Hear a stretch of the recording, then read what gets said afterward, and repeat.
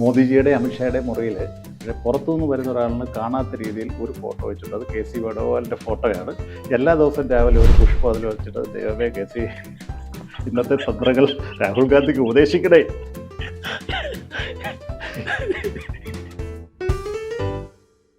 ഈ റാംരാജ് എന്ന് പറഞ്ഞൊരു ബ്രാൻഡ് ഉണ്ട്, അവരുടെ ഒരു ഷോറൂം അവിടെ KC വേണുഗോപാലിൻ്റെ വീടിൻ്റെ വാതിക്കത്തുണ്ട്. തോർത്ത് മാത്രമേ വിൽക്കത്തുള്ളൂ. കയറാൻ പോകുന്നവരെല്ലാം തോർത്തെടുത്ത് തലയ്ക്ക് ചുറ്റിട്ട് ഇങ്ങനെ വളഞ്ഞു നിൽക്കും. മഹാരാജാവ് വരുമ്പോഴേക്ക് കുഞ്ഞു നിൽക്കത്തില്ലേ, അതേ രീതിയിൽ ഇരുവായ്ക്ക് എതിർവ് ആരും പറയത്തില്ല. തെങ്ങിൽ കിടക്കുന്ന മാങ്ങയാണോ നല്ല മുഴുത്ത മാങ്ങയാ KC. അടിമക്കൂട്ടം രമേശ് ചെന്നിത്തല മുതൽ ഇനി താഴെയുള്ള ആളുകൾ വരെ അടിമക്കൂട്ടമായി മാറി. എവിടെ രക്ഷപ്പെടാനാണത്? ഇതാണ് അയാളെ നാശത്തിലേക്ക് നയിക്കുന്നത്. ഇതാണ് രാജാവ് നഗ്നനാണ് എന്ന് തല ഉയർത്തി നട്ടൽ ഉയർത്തി പറയുവാൻ ഈ പാർട്ടിയിൽ ആരുമില്ല. എനിക്ക് ഏറ്റവും ഖേദകരമായൊരു വിഷയം.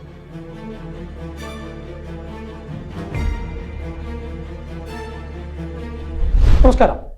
KPCCയുടെ ഇൻഡസ്ട്രീസ് സെൽ ചെയർമാനായിരുന്ന അഡ്വക്കേറ്റ് കിഷോർ ബാബുവായിട്ടുള്ള നമ്മുടെ പോഡ്കാസ്റ്റ് തുടരുകയാണ്. രണ്ടാമത്തെ എപ്പിസോഡിൽ അദ്ദേഹം നമുക്കൊപ്പം ചേരുകയാണ്. നമസ്കാരം. നമുക്ക് തുടരാം. KC വേണുഗോപാലിനെ കുറിച്ച് തന്നെയാണ് പറഞ്ഞുകൊണ്ടിരുന്നത്. എൻ്റെ ഒരു പ്രഥമമായിട്ടുള്ള ചോദ്യം എന്ന് പറയുന്നത്, കണ്ണൂർ ജില്ലയിലെ പയ്യന്നൂർ കോളേജിൽ പഠിച്ചിരുന്ന ഒരു KSU നേതാവ് ഇപ്പം അധികാരത്തിൻ്റെ ഇന്ദ്രപ്രസ്ഥത്തിലെ വളരെ പ്രധാനപ്പെട്ട ഒരു വ്യക്തിയായിട്ട് മാറുന്നു. കോൺഗ്രസ് തന്നെ നിയന്ത്രിക്കുന്ന ഒരു വ്യക്തിയായിട്ട് മാറുന്നു. പക്ഷേ ഈ ഇങ്ങനെയൊക്കെ അദ്ദേഹത്തിനോട് ആരാധനയുള്ള ആളുകൾ പറയുമ്പോഴും എവിടെയൊക്കെ ഇലക്ഷൻ ചാർജ് കൊടുത്തിട്ടുണ്ടോ അവിടെയൊക്കെ കോൺഗ്രസ് നേരെ പകുതിയോ അല്ലെങ്കിൽ 1/4 ചുരുങ്ങുന്ന കാഴ്ച കണ്ടിട്ടുള്ളത്. ഇപ്പം ഏറ്റവും ഒടുവിൽ തന്നെ ബീഹാറിലെ കാഴ്ച എങ്ങനെയാണ് വിലയിരുത്തുന്നത്? ആ ചോദ്യത്തിന് ഏറ്റവും അവസാനമായി നടന്നൊരു ഇൻസിഡൻറ്റ് റിലവൻസ് ആയിട്ട് ഞാൻ പറയാൻ പറ്റുന്നത്, KC വേണുഗോപാലിനെ എനിക്ക് പരിചയമായിട്ട് ഏതാണ്ട് 40-42 വർഷത്തോളം അടുത്ത് ഇടപഴകിയിട്ടുള്ള ഒരാളാണ് ഞാൻ. പക്ഷെ ഇതുവരെ അദ്ദേഹത്തിൻ്റെ ജന്മദിനം ആഘോഷപൂർവ്വം സോഷ്യൽ മീഡിയയിലൂടെ ആഘോഷിക്കുന്നത് ഞാൻ കണ്ടിട്ടില്ല. പക്ഷേ കഴിഞ്ഞ ദിവസം ഞാൻ കണ്ടു. 63-ാം ജന്മദിനം സാധാരണ ഒരു ഹിന്ദു തത്വശാസ്ത്രം അനുസരിച്ചോ പാർശ്യൻ തത്വശാസ്ത്രം അനുസരിച്ചോ 60 ആഘോഷിക്കും, അല്ലെങ്കിൽ 70 ആഘോഷിക്കും. 63-ാം ജന്മദിനം ആഘോഷിക്കുക. അപ്പം അദ്ദേഹം ഒരു സോഷ്യൽ മീഡിയ ആനിമലായി മാറിയിരിക്കുക. അതാണ് ഞാൻ നിങ്ങളോട് സൂചിപ്പിച്ചത്. KC വേണുഗോപാൽ എന്ന സമരനായകൻ വെയിലത്തും മഴയത്തും, ഞാൻ KC വേണുഗോപാലിനൊപ്പം ആദ്യത്തെ കേരളത്തിൻ്റെ സ്ഫോടനാത്മകമായ ഇൻസിഡൻ്റായിട്ടുള്ള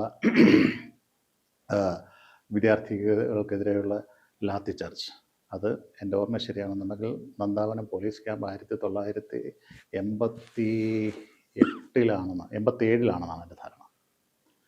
കാരണം നന്ദാവനം പോലീസ് ക്യാമ്പിൽ അദ്ദേഹത്തെ കൂടുതൽ അദ്ദേഹത്തിന് അടി കിട്ടി മരണപ്രായമാക്കാത്ത ഒരു സിറ്റുവേഷനാക്കാൻ ഞാൻ അദ്ദേഹത്തിൻ്റെ പുറത്ത് കയറി കിടന്ന് എൻ്റെ ശരീരം മുഴുവൻ ചൂരിൽ വെച്ചിട്ട്, ചൂരിൽ എന്ന് പറഞ്ഞാൽ നല്ല വണ്ണമുള്ള ചൂര്, 6 അടി നീളത്തിലുള്ള നല്ല ഡയുള്ള മൊത്തം വഴി എൻ്റെ ശരീരം, അതിനകത്ത് പങ്കെടുത്ത മുഴുവൻ ആളുകൾക്കറിയാം. അതിൻ്റെ പിറ്റേ ദിവസം ഞാൻ ഹരിപ്പാട്, എൻ്റെ വീട് ഹരിപ്പാടാണ്, ഹരിപ്പാട് അന്ന് ശ്രീ വക്കം പുരുഷോത്തമൻ്റെ തിരഞ്ഞെടുപ്പ് ടൈമിങ്ങാണ്.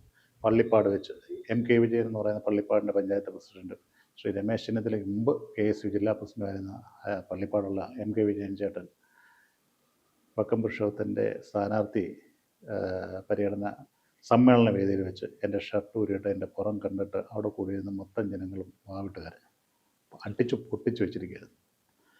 അപ്പോൾ അന്ന് മുതൽ എനിക്ക് ആടിയൊന്നും വേദനയില്ല. ഇപ്പോഴും ഫിസിയോതെറാപ്പി ചെയ്യുന്നുണ്ട്, കൈ പൊക്കാൻ വയ്യാത്ത ചില പ്രശ്നങ്ങളുണ്ട്. അതന്ന് തടിയുടെ ആണെന്ന് MRI ഒക്കെ എടുക്കുമ്പോഴത്തേക്ക് സാറേ എവിടെയെങ്കിലും വീണിട്ടുണ്ട്, നമുക്കെല്ലാം അറിയത്തില്ല എവിടെ വീണതല്ലേ, ഇവന്മാർ അടി അന്നത്തെ അടിയല്ലേ. ഇനിയോ ഞാൻ പറയാൻ വന്നത്, അന്നത്തെ സമര നേതാവ്, അനീതികൾക്കെതിരെ പടപൊരുതുന്ന നല്ല സെൻസിബിളായിട്ടുള്ള പൊളിറ്റിക്കലായിട്ടുള്ള ആക്ടിവിസ്റ്റ് ആയിരുന്ന KC വേണുഗോപാൽ ഡൽഹി രാഷ്ട്രീയത്തിൻ്റെ ശീതള ഛായയിലേക്ക് കയറിയപ്പോൾ മറ്റൊരു തലത്തിലേക്ക് പോയി. ഇതിനെ പൂർണ്ണമായും, ഈ പ്രസ്ഥാനത്തെ പൂർണ്ണമായും ഒരു സോഷ്യൽ മീഡിയ കൺട്രോളിങ്, ഈ അനലിസ്റ്റുകൾ കൺട്രോൾഡ് അല്ലെങ്കിൽ കൺസൾട്ടൻസ് കൺട്രോൾഡ് ആയിട്ടുള്ള, ജനങ്ങളുമായി ഡയറക്റ്റ് കണക്ടിവിറ്റി ഇല്ലാത്ത ആരൊക്കെയോ കടലാസിൽ എഴുതി കൊടുക്കുന്ന സാധനവുമായിട്ട് തെരഞ്ഞെടുപ്പിനെ നേരിടുന്ന രീതിയിലേക്ക് അദ്ദേഹം എങ്ങനെ അധപതിച്ചു വന്നു എന്ന് എനിക്കിപ്പോഴും മനസ്സിലായിട്ടില്ല. How he was derived from such ഒരു ബയോളജിക്കൽ ചേഞ്ചാണ് അദ്ദേഹത്തിൻ്റെ ബ്രെയിനിലുണ്ടായിരിക്കുന്നത്. He was not supposed to do that. ഇപ്പോൾ ബീഹാറിലെ തിരഞ്ഞെടുപ്പിനെ എങ്ങനെ നേരിടണം എന്ന് ഏറ്റവും നന്നായി അനലൈസ് ചെയ്യാൻ ഇപ്പോഴും ഞാൻ വിശ്വസിക്കുന്നത് ഇന്ത്യയിൽ അതിന് കഴിവുള്ള ഒരാളാണ് കെ.സി. വേണുഗോപാൽ. പക്ഷെ ആ അനലൈസ് തെറ്റിയില്ലേ? എന്തുകൊണ്ടത് തെറ്റുന്നു? ജനങ്ങളിലേക്ക് ഇറങ്ങുന്നില്ല. ഇത് വാർ റൂമിനകത്തിരുന്നുകൊണ്ട് തെരഞ്ഞെടുപ്പ് നിയന്ത്രിച്ച് തെരഞ്ഞെടുപ്പ് പിടിക്കാൻ പറ്റും. വാർ റൂം PR കമ്പനികളെ ഉപയോഗിക്കുന്നതാണോ PR കമ്പനികൾ പറഞ്ഞു കൊടുക്കുന്ന ഡയലോഗുകളും സ്ക്രിപ്റ്റുകളും സിനിമയ്ക്കകത്ത് അവതരിപ്പിക്കുന്നതിലോട്ട് അത് എടുത്ത് വീശുകയാണ്. അത് പരാജയത്തിൽ നിന്ന് പരാജയത്തിലേക്ക് പൊയ്ക്കൊണ്ടിരിക്കുകയല്ലേ. എന്ന് ഈ പരിപാടി നിർത്തി ജനങ്ങളിലേക്ക് ഇറങ്ങാൻ നോക്കുന്നു, അന്ന് മാത്രമേ കെ.സി. വേണുഗോപാലിനും അദ്ദേഹം പ്രതിനിധാനം ചെയ്യുന്ന ഇന്ത്യൻ നാഷണൽ കോൺഗ്രസിനും എന്തെങ്കിലും ഒരു തിരിച്ചുവരാൻ സാധ്യതയുള്ളൂ.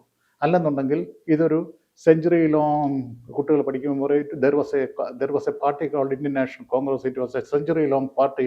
It was dissipated in the period of when the K.C. Venugopal was in charge of AICC General Secretary, in charge of organization. അതിലേക്ക് വരുത്തുക. അതിൽ വരും, വന്നുകൊണ്ടിരിക്കുകയാണ്. It is reaching to that destination and it is reaching within not time. ഈ കേസിൻ്റെ കാര്യം പറയുന്ന സമയത്ത് പലപ്പോഴും പല ആൾക്കാരും BJP പേജുകളിലോ അല്ലെങ്കിൽ സംഘപരിവാർ പേജുകളിലോ വരുന്ന ട്രോളായിട്ട് കണക്കാക്കുന്ന ഒരു കാര്യമുണ്ട്. അതായത് മോദിയുടെയും അമിത്ഷായുടെയും അവരാണ് KCക്ക് ഫണ്ട് ചെയ്യുന്നത്, KCനെ കൊണ്ട് ഈ പാർട്ടീനെ കോൺഗ്രസിനെ നശിപ്പിക്കാൻ പറ്റുള്ളൂ എന്നുള്ളത്. ഇതും കൂടെ ഇതിൻ്റെ കൂടെ ചേർത്ത് വായിക്കേണ്ടതാണല്ലേ? അല്ല, അങ്ങനെ ഞാൻ കേട്ടുള്ള ട്രോൾ അങ്ങനല്ല.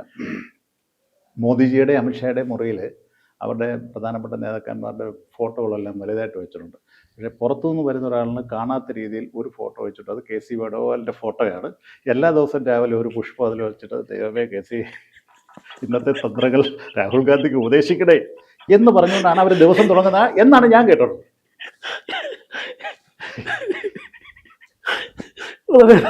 ഇത് സംഘപരിവാർ പേജിൽ വരുന്നതിനേക്കാളും ഒരു പടി കൂടെ മുൻപ്. അപ്പോൾ ഇപ്പോൾ കേസ് എന്തായാലും എനിക്ക് തോന്നുന്നത് ഇപ്പോൾ കേരളത്തിലെ ഒരു തെരഞ്ഞെടുപ്പിനുള്ള സമയം അടുത്തിരിക്കുകയാണ്. ഈ ഘട്ടത്തിൽ ഈ കേരളത്തിലെ രമേശ് ചെന്നിത്തലയും അല്ലെങ്കിൽ VD സതീശനും ഇതിലാരെങ്കിലും ഒരാൾ UDF അധികാരത്തിൽ വരികയാണെങ്കിൽ മുഖ്യമന്ത്രി സ്ഥാനത്തേക്ക് വരും എന്നുള്ള രീതിയിലുള്ള പ്രചാരണമാണ് വലിയ രീതിയിൽ നടക്കുന്നത്. രമേശ് ചെന്നിത്തലേൻ്റെ ടീം വലിയ രീതിയിൽ PR വർക്കുകൾ നടത്തുന്നുണ്ട്, VD സതീശൻ്റെ ടീം നടത്തുന്നുണ്ട്, ഇതെല്ലാം നടത്തുന്നുണ്ട്. പക്ഷേ എല്ലാവർക്കും ഒരു പേടിയുണ്ട് കോൺഗ്രസ് നേതാക്കൾക്ക്. ഇവർ രണ്ടുപേരല്ലാതെ ഇവർ തമ്മിൽ എന്തെങ്കിലും ക്ലാഷ് വന്നു കഴിഞ്ഞാൽ KC ഒരു എന്താ പറയുക, ഇതിൻ്റെ ഇടയിൽ പ്രശ്നങ്ങൾ അവസാനിപ്പിക്കാനുള്ള ഒരു ഹൈക്കമാൻഡ് പ്രതിനിധി എന്ന നിലയിൽ വന്ന് ഇരിക്കൂറിൽ സജീവ് ജോസഫിനെ മാറ്റി നിർത്തിക്കൊണ്ട് ഇരിക്കൂറിൽ നിന്ന് മത്സരിച്ച് MLA ആയി ഇവിടെ മുഖ്യമന്ത്രി ആകുമെന്നൊരു പേടി കോൺഗ്രസിന് കുറച്ച് നേതാക്കളെങ്കിലും ഉണ്ട്. അല്ല, ഇന്ത്യൻ നാഷണൽ കോൺഗ്രസിൻ്റെ ചരിത്രം പരിശോധിച്ചു കഴിഞ്ഞാൽ അങ്ങനെയുള്ള സംഭവങ്ങളൊക്കെ നടത്തിയിട്ടുണ്ട്. 28ാമത്തെ വയസ്സിൽ കെ കരുണാകരൻ്റെ മന്ത്രിസഭയിൽ അംഗമായിരുന്ന ഒരാളാണ് രമേശ് ചെന്നിത്തല. അതിനുള്ള അവസരം കൊടുത്തൊരു പാർട്ടിയാണ് ഇന്ത്യൻ നാഷണൽ കോൺഗ്രസ്. 33ാമത്തെ വയസ്സിൽ കേരളത്തിൻ്റെ മുഖ്യമന്ത്രിയാകാൻ കോൺഗ്രസ്സുകാരനായിട്ടൊരാളെ സാധിച്ചുള്ളൂ, ശ്രീ A.K. ആന്റണി. അങ്ങനെ യുവാക്കളെ പ്രോത്സാഹിപ്പിക്കുകയും അവസരങ്ങളുടെ കുത്തൊഴുക്കുകൾ നിരത്തി കൊടുക്കുകയും ചെയ്തൊരു മഹാപ്രസ്ഥാനമായിരുന്നു ഇന്ത്യൻ നാഷണൽ കോൺഗ്രസ്. പക്ഷെ അന്ന് അതിനൊക്കെ ഒരു സിസ്റ്റം ഉണ്ടായിരുന്നു, ഒരു പ്രോട്ടോക്കോൾ ഉണ്ടായിരുന്നു, ഒരു പരസ്പരം ബഹുമാന്യത ഉണ്ടായിരുന്നു. നേതാക്കന്മാർ തമ്മിൽ ഗ്രൂപ്പ് വൈരം ഉണ്ടെങ്കിലും end of the day they are together to win the game. ഇന്നത്തെ സിറ്റുവേഷൻ അതല്ല. ഇന്നത്തെ സിറ്റുവേഷൻ ഈ റാംരാജ് എന്ന് പറഞ്ഞൊരു ബ്രാൻഡുണ്ട്, മുണ്ട്, ഓർമ്മയുണ്ട്? അവരുടെ ഒരു ഷോറൂം അവിടെ KC വേണുഗോപാലിൻ്റെ വീടിൻ്റെ വാതിക്കെ തുടങ്ങുന്നുണ്ട്. തോർത്ത് മാത്രമേ വിൽക്കത്തുള്ളൂ. കയറാൻ പോകുന്നവരെല്ലാം തോർത്തെടുത്ത് തരയ്ക്ക് ചുറ്റിയിട്ട് ഇങ്ങനെ വളഞ്ഞു നിൽക്കും. അതിൻ്റെ അകത്ത് എന്തെങ്കിലും കാര്യമായ എന്തെങ്കിലും ഉണ്ട്? അല്ല, എന്താ വെച്ചാൽ ഈ മഹാരാജാവ് വരുമ്പോഴത്തേക്ക് കുനിഞ്ഞു നിൽക്കത്തില്ലേ, അതേ രീതിയിൽ കുനിഞ്ഞു നിന്നുകൊണ്ടാണ് AICC സെക്രട്ടറി സോക്കാളുടെ ആളുകളും APCC ജനറൽ സെക്രട്ടറി എന്നുള്ള സോക്കാളുടെ ആളുകൾ DCC പരുന്നനും തിരുവായ്ക്ക് എതിർവ് ആരും പറയത്തില്ല. തെങ്ങിൽ കിടക്കുന്ന മാങ്ങയാണെന്ന് വെച്ചാൽ നല്ല മുഴുത്ത മാങ്ങയാ KC എന്ന് പറയും. ഇതാണ് അയാളെ നാശത്തിലേക്ക് നയിക്കുന്നത്. ഇതാണ് രാജാവ് നഗ്നനാണ് എന്ന് തല ഉയർത്തി നട്ടൽ ഉയർത്തി പറയുവാൻ ഈ പാർട്ടിയിൽ ആരുമില്ല. എനിക്ക് ഏറ്റവും ഖേദകരമായൊരു വിഷയം, 1984 രമേശ് ചെന്നിത്തല ഹരിപ്പാട് അസംബ്ലി ഇലക്ഷൻ വരുമ്പോഴത്തേക്ക് അന്ന് പോലെ അസംബ്ലി ഇലക്ഷന് അദ്ദേഹത്തോടൊപ്പം ഉണ്ടായിരുന്ന ആളുകൾ പ്രധാന ചുമതലകളൊക്കെ വഹിച്ചുള്ള ഒരാളാണ് ഞാൻ. രമേശ് ചെന്നിത്തല എന്ന് പറയുന്ന നേതാവിനെ ഞാൻ കണ്ടിട്ടുള്ളത് KSU പ്രസിഡന്റും പിന്നീട് അഖിലേന്ത്യാ NSU പ്രസിഡന്റും യൂത്ത് കോൺഗ്രസ് സ്റ്റേറ്റ് പ്രസിഡന്റ്, തന്നെ ഓൾ ഇന്ത്യ യൂത്ത് കോൺഗ്രസ്. ആ കാലഘട്ടത്തിലൊക്കെ രമേശ് ചെന്നിത്തല എന്ന് പറയുന്ന കരിഷ്മാറ്റിക് ലീഡർ, മമതാ ബാനർജി അടക്കമുള്ള സംസ്ഥാന അഖിലേന്ത്യാ ഭാരവാഹികളടങ്ങുന്ന ഒരു ഉജ്ജ്വലമായ ടീം, അതിൻ്റെ ലീഡർഷിപ്പിൽ നിന്നിരുന്ന രമേശ് ചെന്നിത്തല എന്ന് പറയുന്ന ആ മഹാനായ മനുഷ്യൻ കേരളത്തിലെ യൂത്ത് കോൺഗ്രസിലെ സംസ്ഥാന പ്രസിഡന്റിനെ തിരഞ്ഞെടുക്കുമ്പോൾ അതിൻ്റെ നാച്ചുറൽ ലോ, നൈതികമായ നിയമം എന്ന് പറയുന്നത് ഏറ്റവും കൂടുതൽ വോട്ട് കിട്ടിയ ആൾ സംസ്ഥാന പ്രസിഡന്റ് ആകും, തൊട്ട് താഴെയുള്ള ആൾ വൈസ് പ്രസിഡന്റ് ആകും. എന്തെങ്കിലും കാരണവശാൽ പ്രസിഡന്റ് മാറണമെന്നുണ്ടെങ്കിൽ വൈസ് പ്രസിഡന്റ് ആകും. എന്ന് പറഞ്ഞാൽ എബിൻ വർക്കി ആകണം. രാഹുൽ മാങ്കൂട്ടത്തിൽ മാറിക്കഴിഞ്ഞാൽ അബിൻ വർക്കി യൂത്ത് കോൺഗ്രസ് പ്രസിഡന്റ് ആകണം. അബിൻ വർക്കി രമേശ് ചെന്നിത്തല പക്ഷക്കാരനാണ്. കേരളം മുഴുവൻ അദ്ദേഹം നടന്ന് ഞാനുമായിട്ട് വഴക്കിട്ടു. ഞാൻ ഹരിപ്പാട് രമേശ് ചെന്നിത്തല നയിക്കുന്ന ഗ്രൂപ്പിന് എഗൻസ്റ്റായി കെ.സി. വേണുഗോപാലിൻ്റെ സ്ഥാനാർത്ഥിയെ വിജയിപ്പിക്കാനായി യോഗങ്ങൾ വിളിക്കുകയും അതിനുവേണ്ടി പ്രവർത്തിക്കുകയും ചെയ്യുന്നുള്ളതിൽ എന്നോട് പിണങ്ങി സംസാരിക്കാതിരുന്നിട്ടുണ്ട്. അങ്ങനെയുള്ള രമേശ് ചെന്നിത്തല കേരളത്തിന് അങ്ങേയറ്റം മുതൽ ഇങ്ങേയറ്റം വരെ ഗ്രൂപ്പിൻ്റെ അടിസ്ഥാനത്തിൽ ചെറുപ്പക്കാരെ നടുത്തെരുവിൽ ഇറക്കി വിട്ടു. അബിൻ വർക്കി പ്രസിഡന്റ് ആകണം എന്നെല്ലാവരും എഴുതി കൊടുത്തു. AICC ലിസ്റ്റ് പ്രഖ്യാപിച്ചപ്പോൾ ഞാൻ ഇന്നൊരു ആ പേര് കേട്ടിട്ടില്ല. എനിക്കിപ്പോഴും ആ പേര് അറിയത്തില്ല. എങ്ങനെ ഒരു പൊളിറ്റിക്കൽ ലീഡർഷിപ്പ് ഉള്ളവരാണുള്ള പേരറിയണമെന്നുണ്ടെങ്കിൽ പോരാട്ടങ്ങളിലൂടെ യുദ്ധഭൂമിയിലോ കടന്നു വരണ്ടേ, എന്നാലല്ലേ അറിയാൻ പറ്റൂ. എനിക്കറിയില്ല ആരാ ഇപ്പോഴത്തെ യൂത്ത് കോൺഗ്രസ് പ്രസിഡന്റ്, എനിക്കറിയില്ല. എനിക്കും പെട്ടെന്ന് പേര് കിട്ടുന്നില്ല. അതാണ് പ്രശ്നം.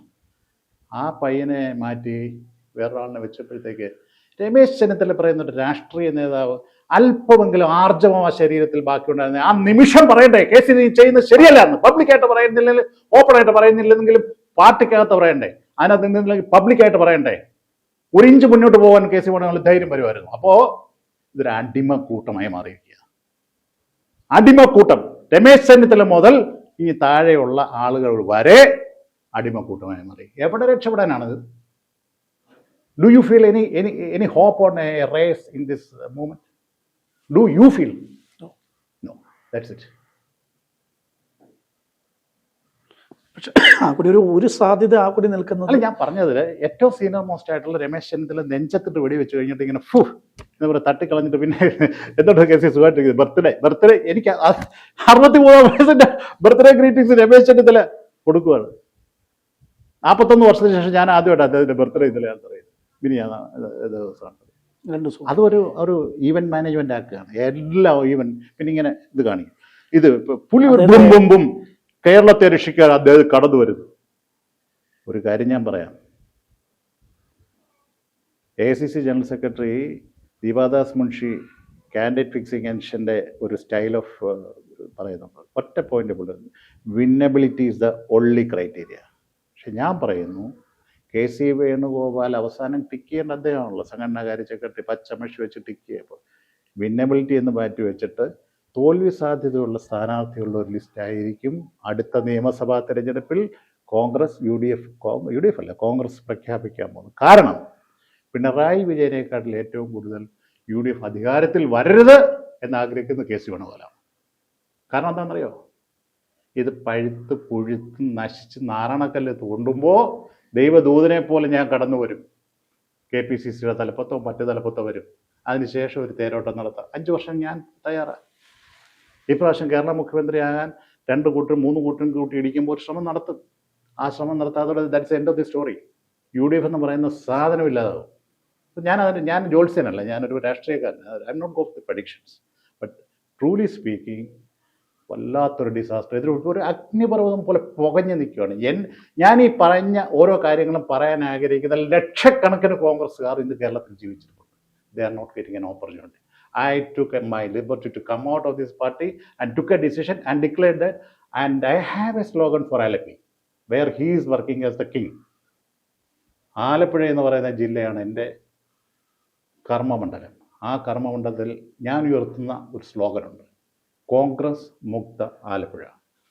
ആലപ്പുഴ ജില്ലയിലെ 9 അസംബ്ലി കോൺസ്റ്റിറ്റ്യുവൻസി, പരിണിതപ്രജ്ഞനായ KC Venugopal member of parliament ആയിട്ടിരിക്കുന്ന, രമേശ് ചെന്നിത്തല അസംബ്ലി മെമ്പറായിട്ടിരിക്കുന്ന ആലപ്പുഴ ജില്ലയിലെ 9 അസംബ്ലി നിയോജകമണ്ഡലങ്ങളിൽ ഒരൊറ്റ കോൺഗ്രസ്സുകാരനും കേരള നിയമസഭയിൽ കൈപ്പത്തി ചിഹ്നത്തിൽ വോട്ട് ചെയ്യാൻ പോകത്തില്ല എന്നുള്ള മുദ്രാവാക്യം അത് ഞങ്ങൾ നടപ്പിലാക്കും. That we will see. ഇത് പറയുമ്പോഴും ഈ തെരഞ്ഞെടുപ്പിലെ UDF അധികാരത്തിൽ വരാൻ സാധ്യതയുണ്ട് എന്ന തരത്തിലുള്ള ഒരുപാട് പെയ്ഡ് സർവേകൾ വരുന്നു. ഈ സർവേകൾ ഉണ്ടാക്കുക എന്നതിൻ്റെ അപ്പുറത്തായിട്ട് ഗ്രൗണ്ട് ലെവലിൽ എന്തെങ്കിലും പണി നടക്കുന്നതായിട്ട് അറിയുന്നുണ്ടോ? ഞാനൊക്കെ ഒരുപാട് കോൺഗ്രസ് പ്രവർത്തകരായിട്ട് സംസാരിക്കാറുണ്ട്. അവരൊക്കെ വളരെ സങ്കടമാണ് പങ്കുവെക്കുന്നത്. ഈ പിണറായി വിജയനോടുള്ള ഒരു വിദ്വേഷം അല്ലെങ്കിൽ അദ്ദേഹത്തിനുള്ള ഒരു ദേഷ്യം കാരണം മാത്രം ഈ കോൺഗ്രസിന്റെ സ്ഥാനാർത്ഥികൾ ജയിച്ചു പോയി ഒരു ഭരണം ഉണ്ടാകാനുള്ള സാധ്യത അത് മാത്രം അവരൊക്കെ മുന്നിൽ കാണുന്നുള്ളൂ. ഒരിക്കലുമില്ല. ഞാൻ ഈ തെരഞ്ഞെടുപ്പിൽ ഞാനൊരു പക്ഷപാതമായിട്ട് വരാം. As a spectator angle I would like to express my view in such a way that NDA will perform better than UDF.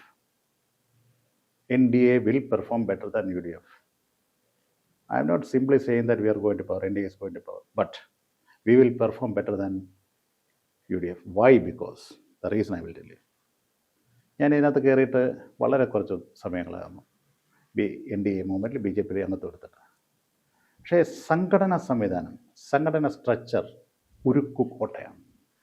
എനിക്ക് ഏറ്റവും ദുഃഖകരവും ഖേദകരവുമായൊരു കാര്യം ഞങ്ങളോട് പറയാം. ആലപ്പുഴ ജില്ലാ കോൺഗ്രസ് കമ്മിറ്റി, ശ്രീ ബാബുപ്രസാദ് DCC പ്രസിഡന്റായിട്ട് ആലപ്പുഴ ജില്ലാ കോൺഗ്രസ് കമ്മിറ്റി, ആ ജില്ലാ കമ്മിറ്റി മറ്റെല്ലാ ജില്ലകളിലും നടത്തുന്ന ഒരു പരിപാടി ഉണ്ടായത്. അതായത് ഈ ബൂത്ത് പ്രസിഡന്റുമാർക്ക് അവർ ബൂത്ത് പ്രസിഡന്റാണെന്ന് ടാഗ് കൊടുത്തിട്ട് അവരെ പങ്കെടുപ്പിച്ചുകൊണ്ടുള്ള ഒരു മീറ്റിംഗ്, ഒരു ക്യാമ്പ് നടത്താൻ പറ്റിയിട്ടില്ല. ബൂത്ത് പ്രസിഡന്റുമാരില്ല, പല ബൂത്തുകളിലും ബൂത്ത് പ്രസിഡന്റുമാരില്ല. എന്ത് സംഘടനാ പ്രവർത്തനമാണ് ഇവർ നടത്തുന്നത് എനിക്കറിയത്തില്ല. ഒരു ബൂത്ത് സ്ട്രോങ് ആയി ഒരു ജില്ലാ കോൺഗ്രസ് കമ്മിറ്റി സ്ട്രോങ് ആകേണ്ട ഒരു കാര്യമില്ല. നിങ്ങൾ ബൂത്തിൽ സ്ട്രെങ്ത് ഇല്ലാത്ത പാർട്ടിയാണെന്നുണ്ടെങ്കിൽ you will be losing your ground. You are losing your connectivity to the common people. This is what was happen to the Congress party in Alappuzha district, and that is the reason this is going to become a huge failure in Alleppey. വേറാസ് എനിക്ക് മനസ്സിലായിടത്തോളം ഞാൻ ഈ അവിടുത്തെ ജില്ലാ ഭാരവാഹികളുടെ block BJP ജില്ലാ പ്രസിഡന്റുമാരുടെയും എൻ്റെ കയ്യിൽ അവരുടെ കോൺടാക്ട് നമ്പേഴ്സും കാര്യങ്ങളില്ലാത്തതാണ് അതിൻ്റെ ഒരു ലിസ്റ്റ് തരാൻ പറഞ്ഞു. അവരെടുത്ത് തന്ന പ്രിൻ്റ് ഔട്ടിനകത്ത് ഓരോ പഞ്ചായത്തിലെ ബൂത്ത് പ്രസിഡന്റിൻ്റെ അഡ്രസ്സ് അടക്കം അതിനകത്തുള്ള വേരിയേഷൻ, ഞാൻ അതിൻ്റെ ഡീറ്റെയിൽസിലേക്ക് പോകുന്നില്ല. So it was A professionally managed organisation. This is A scattered house. Congress is A scattered house. BJP is a professionally managed organization. So that is the reason I am telling you, we are going forward in a very professional way, and we are approaching the election in a very serious manner. We are understanding the social structure of each and every constituency. We know how to play the social engineering in a proper manner. എന്തായാലും നമ്മൾ ഈ ഒരു podcast തുടരുക തന്നെ ചെയ്യുകയാണ്. Advocate Kishore Babu ആയിട്ടുള്ള നമ്മുടെ podcast തുടരാം. നമസ്കാരം.